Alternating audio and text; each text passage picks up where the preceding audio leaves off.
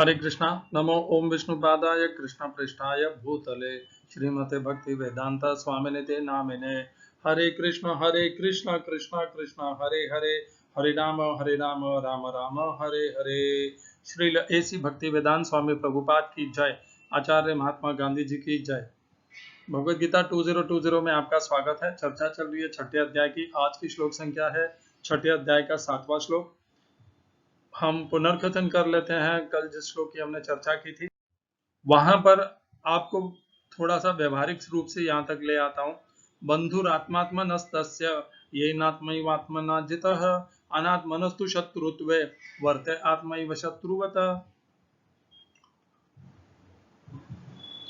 जिस योगी ने अपने मन को जीत लिया है उसका मन उसके लिए मित्र है, और जिसने अपने मन को नहीं जीता है वह मन ही उसका सबसे बड़ा शत्रु है।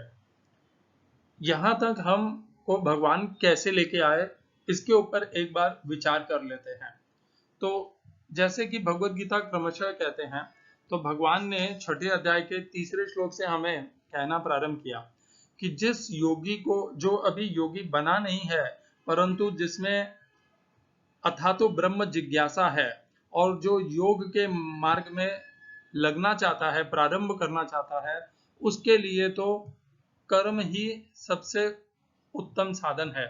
कौन से कर्म? यज्ञ दान तप कर्म। क्यों? क्योंकि यज्ञो दानम तपश्चैव पावनानि मनीषिणाम। और जब पावन हो जाएंगे, पापों का अंत हो जाएगा, पुण्य फल उदय होंगे, तो क्या होगा? भगवान के भक्ति प्राप्त होगी। और उसी श्लोक में भगवान दूसरी पंक्ति में क्या कहते हैं? योगारूढ़स्य तस्यैव शमः कारणम् उच्यते। तो यहां से भगवान इस तीसरे श्लोक की दूसरी पंक्ति से भगवान इस अध्याय के मूल पर आ गए। इस अध्याय का नाम क्या है? आत्म संयम योग, अर्थात मन को संयम करना, मन संयम योग। तो मन संयम योग में भगवान दूसरी पंक्ति में आ गए। योगारूढ़स्य तस्यैव शमः कारणम् उच्यते। जो योग में प्रारंभ कर चुका है और अब प्रगति करना चाहता है, उसके लिए मन को विजय करना, मन को नियंत्रित करना, यही उसका सबसे बड़ा उत्तम साधन है। यहाँ पे तीसरे श्लोक में ही भगवान ने बता दिया। फिर अगले श्लोक में भगवान क्या कहते हैं? चौथे श्लोक में, यदा हि नेन्द्रियार्थेषु न कर्मसु अनुसज्जते सर्व संकल्प सन्यासी योगारूढ़स्तु तदोच्यते। मन को नियंत्रित करने के साधन बता दिए भगवान ने कि इंद्रियों के विषयों में नहीं।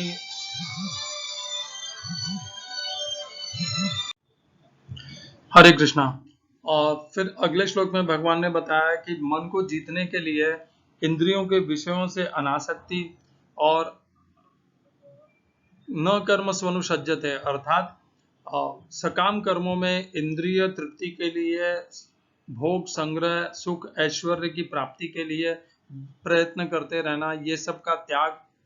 और तीसरा, समस्त मन में उठने वाली विभिन्न योजना कल्पनाएं जिनके माध्यम से संपत्ति का, लाभ का और हर तरह से प्राप्ति हो सके सुख ऐश्वर्य की, इस प्रकार का संन्यास, त्याग, ये तीनों माध्यम है मन को नियंत्रित करने के। और पांचवें श्लोक में फिर भगवान ने अभी जो हम चर्चा कर रहे हैं उसके पहले वाला, उद्धरेद आत्मना आत्मानम नात्मानम अवसादे आत्मैव आत्मनो बंधु आत्मैव रिपुरात्मना। तो जो योगी योग में प्रारंभ कर चुका है और प्रगति करना चाहता है, हम सब जानते हैं, हम सब योग के मार्ग में लगे हुए हैं, हम जानते हैं कि हमारा सबसे बड़ा इस योग के मार्ग में यदि कोई शत्रु है तो वो बाहर नहीं है, हमारे प्रतिद्वंद्वी नहीं है, ना हमारे द्वेषी हैं। हमारा सबसे बड़ा शत्रु हमारा मन ही है, और वह मन ही हमारा शत्रु भी है और वह मित्र भी बन सकता है। यदि हमने उस मन को जीत लिया तो वह मन हमारे लिए योग की प्रगति तक, हमें योग के सिद्धि तक ले जाएगा। और यदि हमने उस मन को नहीं जीता तो वह योग हमारे लिए शत्रु का काम करेगा और हमारा पतन हो जाएगा। यही भगवान ने इस श्लोक में भी कहा, बंधुरात्मात्मनस्तस्य येन आत्मैव आत्मना जितः अनात्मनस्तु शत्रुत्वे वर्ते आत्मैव शत्रुवत। तीसरे श्लोक की दूसरी पंक्ति में जो भगवान ने कहा, आरुरुक्षो मुनिर्योगम कर्म कारण मुच्यते, योगारूढ़स्य तस्यैव शमः कारण मुच्यते, कि शम ही उसका सर्वश्रेष्ठ साधन है, अर्थात मन को नियंत्रण करना ही सर्वश्रेष्ठ साधन है। क्यों है वो यहाँ पर भगवान ने 2 श्लोकों में बता दिया, 5वें तथा 6ठे श्लोक में, कि ये मन ही उसके पतन का कारण है और ये मन ही उसके सिद्धि का कारण भी हो सकता है। अब हम उसे पतन का कारण बनाएंगे या सिद्धि का कारण, वो हमारे स्वयं पर निर्भर है कि हम उस मन को नियंत्रण करते हैं या नहीं करते हैं। हम उस यहाँ पर भगवान भक्ति योग में इस्कॉन और अन्य बहुत सी संस्थाएं हैं जो कहती है मन को विशेष पृथक से प्रयत्न करके वश में करने की कोई आवश्यकता नहीं है। आप केवल भगवान के नाम को जपते रहिए, मन अपने आप व्यवस्थित और नियंत्रण में आ जाएगा। बहुत अच्छी बात है, ये भी एक मार्ग है, परंतु मैं कहूंगा ये थोड़ा धीमी गति वाला मार्ग है।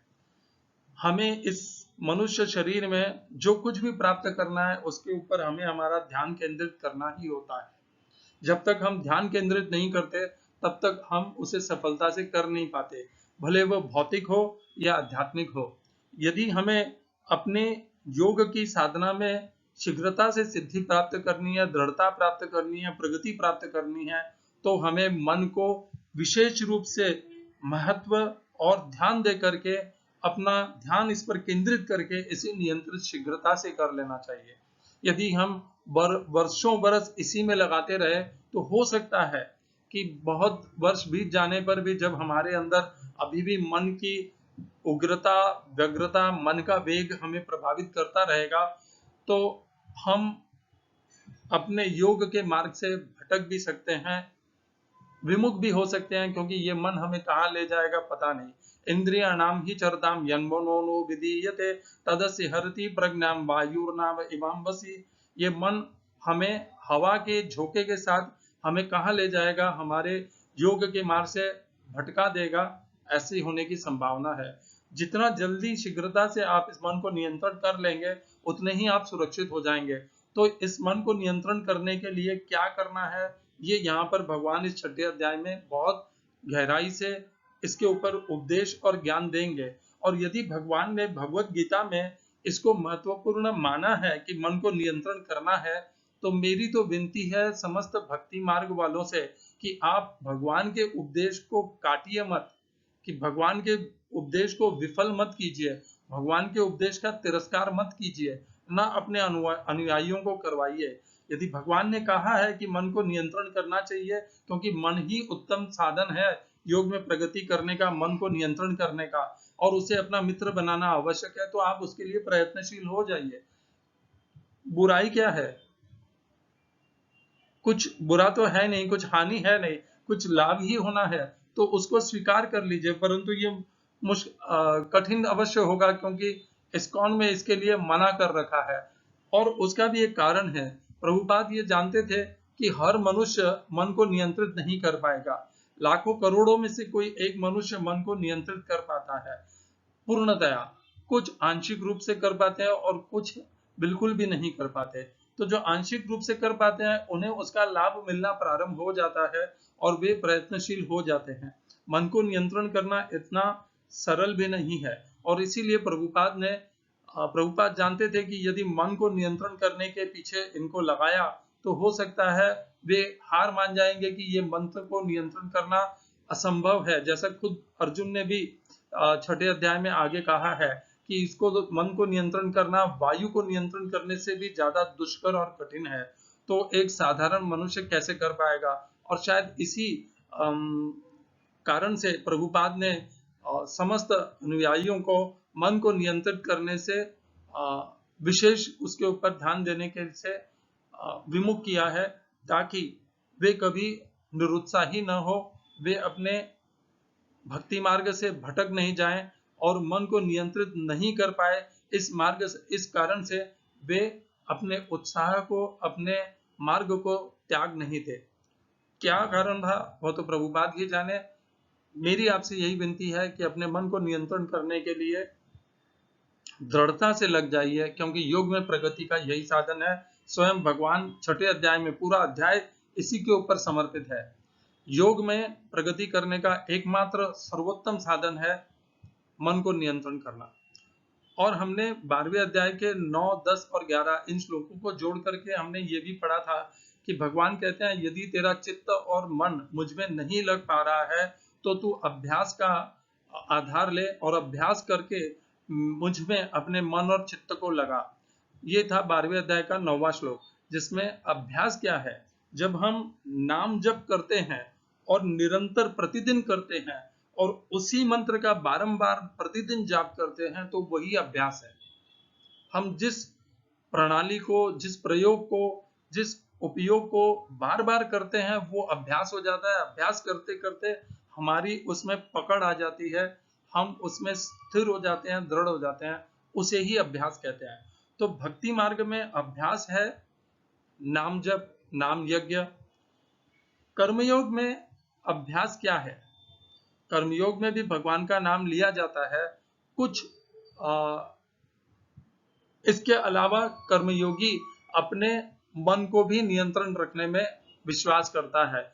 कर्मयोगी इस भाव से नियंत्रण रखता है कि वह सतत यह स्मरण रखता है, अपनी स्मृति और बुद्धि को जागृत रखता है कि जो कुछ भी वस्तु, सामग्री, पदार्थ और परिस्थिति है ये सब कुछ भगवान की है और मेरा उनके ऊपर स्वयं के भोग के लिए कोई अधिकार नहीं है।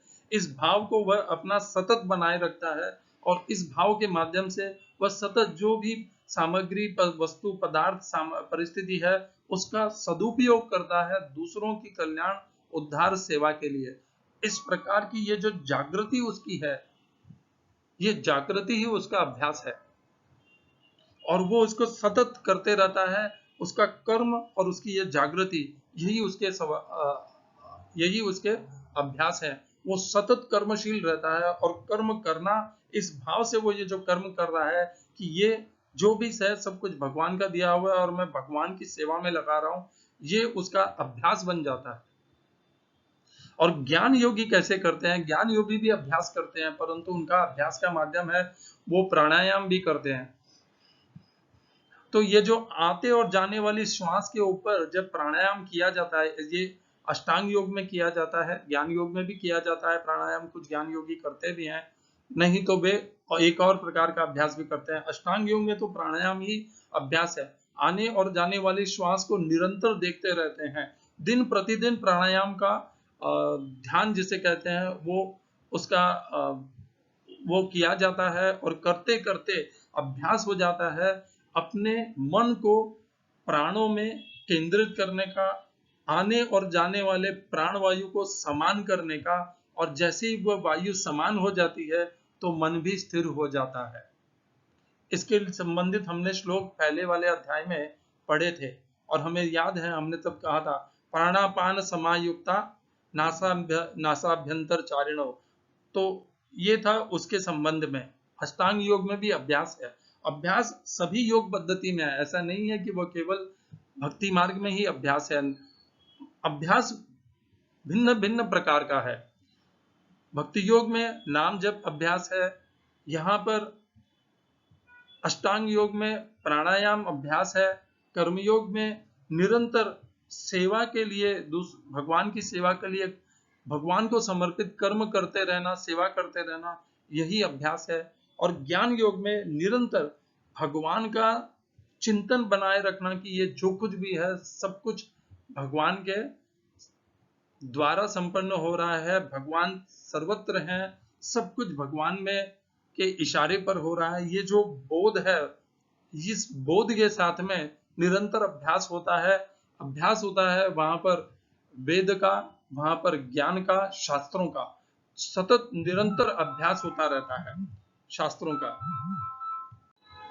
हरे कृष्णा। तो ज्ञान योग में अभ्यास है निरंतर शास्त्रों का, वेदों का, वेद मंत्रों का, यही उनका सतत अभ्यास है। इसीलिए उनका उच्चारण, उनकी वेद के मंत्रों का ज्ञान सर्वोच्च होता है ज्ञान योगियों का। तो इस प्रकार अलग अलग इन समस्त मार्गों में अभ्यास तो है ही, और अभ्यास के माध्यम से ही मन और चित्त को भगवान में स्थिर किया जाता है। यदि वो उसको केवल अभ्यास बना लिया जाता है अपनी पंडिताई को की वृद्धि करने के लिए, तो उसका लाभ नहीं होगा, क्योंकि भगवान ने अभ्यास बताया है ताकि साधक अपने मन और चित्त को भगवान में स्थिर कर सके। यदि उस अभ्यास को केवल अपनी पंडिताई, अपनी आत्मशक्ति, जैसे प्राण योगी केवल अपनी आत्मशक्ति और शरीर की तंदुरुस्ती के लिए प्राणायाम जब करते हैं, तो वह योग प्राणायाम नहीं होगा, वो केवल प्राणायाम ही रह जाएगा और वह मन को साधना नहीं होगा। और इसी प्रकार ज्ञान योगी यदि केवल वेद मंत्रों का केवल पंडिताई के लिए यदि उनका अध्ययन कर रहा है, अभ्यास कर रहा है, तो वह भी व्यर्थ हो जाएगा, क्योंकि वेद मंत्रों का और शास्त्रों का अध्ययन और अभ्यास होना चाहिए भगवान को में मन और चित्त को स्थिर करने के लिए। जो भी अभ्यास का मार्ग हो, यदि उसका लक्ष्य और उद्देश्य भगवान में मन और चित्त को स्थिर करना नहीं है, तो वह योग अभ्यास नहीं है। आज की श्लोक संख्या पर आ जाते हैं। 6 अध्याय का 7वां श्लोक। अब इस श्लोक में भगवान यदि जिस योगी ने मन को नियंत्रण में कर लिया है, उसकी क्या अवस्था होती है, वह यहाँ पर भगवान हमें बताते हैं। भगवान ने बता दिया था कि जिस योगी का मन उसके वश में है, वह मन उसका बंधु है, अर्थात मित्र है। और यदि मित्र है तो वो किस प्रकार उसका व्यवहार, किस प्रकार उसकी गति होती है, वो इस श्लोक में भगवान बताएंगे। जितात्मन प्रशांतस्य परमात्मा समाहितः शीतोष्ण सुख दुखेषु तथा मानापमानयोः। जिसने मन को जीत लिया है, उसने पहले ही परमात्मा को प्राप्त कर लिया है, क्योंकि उसने शांति प्राप्त कर ली है। ऐसे पुरुष के लिए सुख दुख, सर्दी गर्मी एवं मान अपमान एक से हैं। गीता यथारूप Srila Prabhupada. English translation Gita as it is Swami Prabhupada. For one who has conquered the mind, the super soul is already reached, for he has attained tranquility. To such a man, happiness and distress, heat and cold, honor and dishonor are all the same. इस श्लोक में प्रयोग किए गए संस्कृत शब्दों के अर्थ हैं जित आत्मनः, जिसने मन को जीत लिया है, प्रशांतस्य, मन को वश में करके शांति प्राप्त करने वाले का, जिसने उस विशेष शांति को प्राप्त कर लिया, तस्य, उसका, परमात्मा, परम आत्मा, परमात्मा, वह परमात्मा अर्थात परमेश्वर में समाहित है, पूर्ण रूप से स्थिर है, उनको प्राप्त है।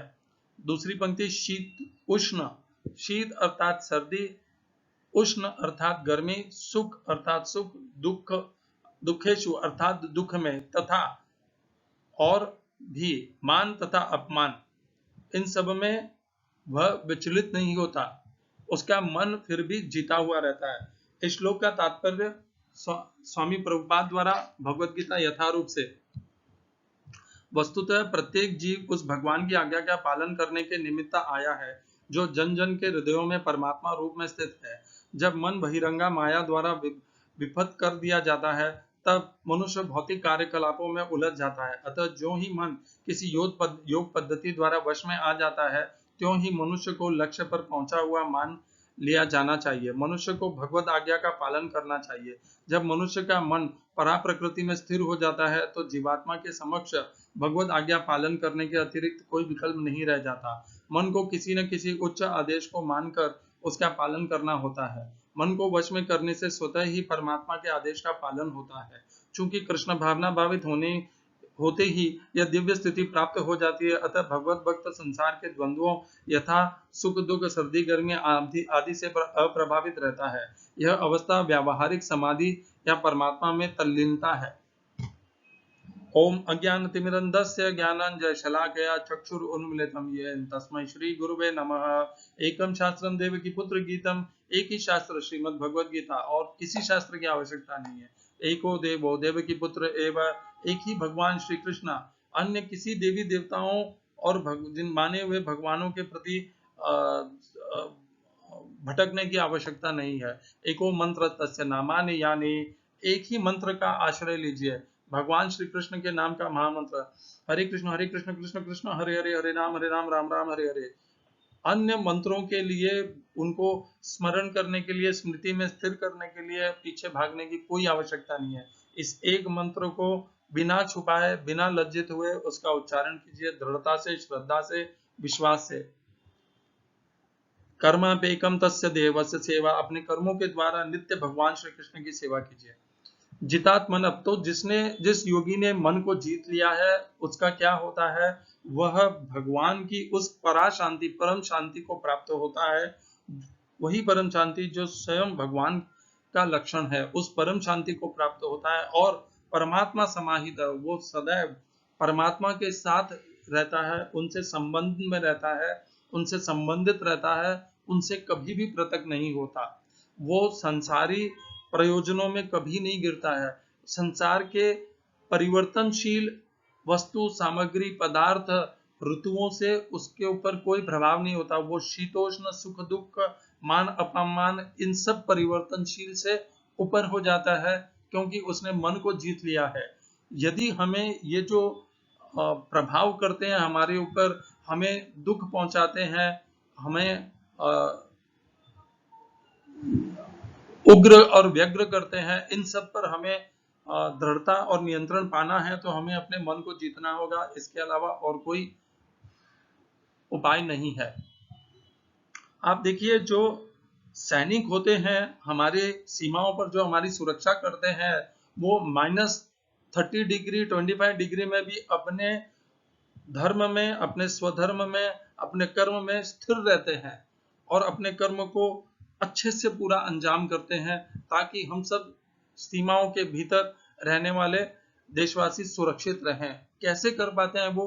क्योंकि उनके मन में उन्होंने जीत लिया है कि शीतोष्ण हो, सुख दुख हो, लाभ हानि हो, मान अपमान हो, संपत्ति आए संपत्ति जाए, परिवार से मिलूं या परिवार से सदैव के लिए बिछड़ जाऊं, मैं अपने स्वधर्म में स्थिर रहूंगा और वह उससे विचलित नहीं होता। ये वो तब कर पाता है जब उसने अपने मन के ऊपर पूर्णतया विजय प्राप्त कर ली है। इसके अलावा ये संभव ही नहीं है। जब एक सैनिक के लिए संभव है, तो हम योगियों के लिए तो यह संभव होना ही चाहिए। एक सैनिक हमारा, मैं ये नहीं कहता सैनिक साधारण है, सैनिक भी असाधारण है, सैनिक भी योगी है, बस उसकी योग साधना भगवान के लिए नहीं है, देश के प्रति है उसकी योग साधना, और हम योगियों की साधना है भगवान श्री कृष्ण के प्रति। इतना ही अंतर है। वो भी योग ही करता है, बस उसका योग देश से संबंधित है, हमारा योग भगवान से संबंधित है। इस श्लोक को हम दो और श्लोकों के साथ, एक ही श्लोक के साथ में और जोड़ के पढ़ेंगे। 5वें अध्याय का 20वां श्लोक है। न प्रहृष्येत प्रियम प्राप्य नोद्विजेत प्राप्य नो उद्विजेत प्राप्य च अप्रियम स्थिर बुद्धिर सम्मूढ़ः ब्रह्मविद ब्रह्मणि स्थितः। जो प्रिय को प्राप्त करके उद्विग्न नहीं होता और अप्रिय को प्राप्त होकर हर्षित नहीं होता, और जो प्रिय को प्राप्त करके उद्विग्न नहीं होता, सदैव स्थिर मति रहने वाला, वह ब्रह्म को जानने वाला है और ब्रह्म में ही स्थित रहता है। वही यहाँ पर भगवान ने इसी का कहा है। जितात्मनः प्रशांतस्तः परमात्मा समाहितः।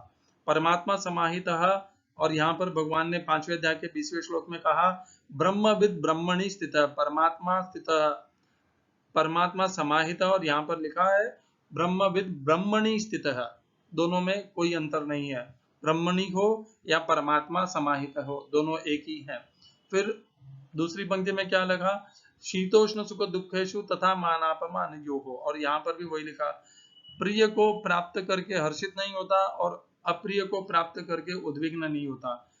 शीत हमारे लिए प्रिय नहीं है, अति शीत न अति उष्ण प्रिय है, और उसी प्रकार न सुख प्रिय, सुख तो हमें प्रिय होता है, दुख हमें अप्रिय होता है। इन सब में जो सम रहता है वही स्थिर मति को प्राप्त होता है, उसी ने मन को जीता है। जितात्मनः प्रशांतस्य, वही उस परम शांति को प्राप्त करता है। स्थिर बुद्धिर असम्मूढ़ः, यही वो लक्षण है। ये लक्षण हमें भगवान बहुत पहले से बताते आ रहे हैं कि द्वंद्वों पर विजय प्राप्त करना है। जब तक इच्छा द्वेष समुत्थेन द्वंद्व मोहेन भारत सर्वभूतानि सम्मोहम सर्गे यान्ति परन्तप। जब तक इच्छा द्वेष और ये द्वंद्वों से हम प्रभावित रहेंगे, तब तक हम परमात्मा समाहित नहीं हो सकेंगे। हम बारंबार इस द्वंद्वों में ही घिरे रह जाएंगे, जन्म मृत्यु के चक्र में ही लगे रह जाते हैं, बार बार जन्म को प्राप्त होंगे। सर्गे यान्ति परन्तप। तो यदि अपने आप को भगवान से संबंधित में निरंतर नित्य संबंध में जोड़ना है, तो मन को स्थिर करना होगा। उसके अलावा और कोई शॉर्टकट नहीं है और कोई मार्ग भी नहीं है। हाँ, आपको शीघ्रता नहीं है, तो आप मन के ऊपर विशेष महत्व मत दीजिए और आप अपने अभ्यास को करते रहिए। आप जिस भी मार्ग के अनुयायी हैं, यदि आप मन को शीघ्रता से अपने योग को सिद्ध करना चाहते हैं, भगवान में अपने मन और चित्त को लगाना चाहते हैं, तो आपको योग को अभ्यास के माध्यम से मन को नियंत्रित करना ही होगा। और भगवान ने इस श्लोक में हमें, आज के श्लोक में यह बता दिया कि यदि आप मन को नियंत्रित करोगे, जितात्मनः प्रशांतस्य, तभी आप परमात्मा समाहित हो पाओगे। और यही योग का लक्ष्य है, नित्य भगवान से के संबंध में रहना। और यह लक्ष्य तभी प्राप्त होगा जब हम मन को नियंत्रित कर पाएंगे। हरे कृष्णा। श्रील एसी भक्ति वेदांत स्वामी प्रभुपाद की जय। आचार्य महात्मा गांधी जी की जय।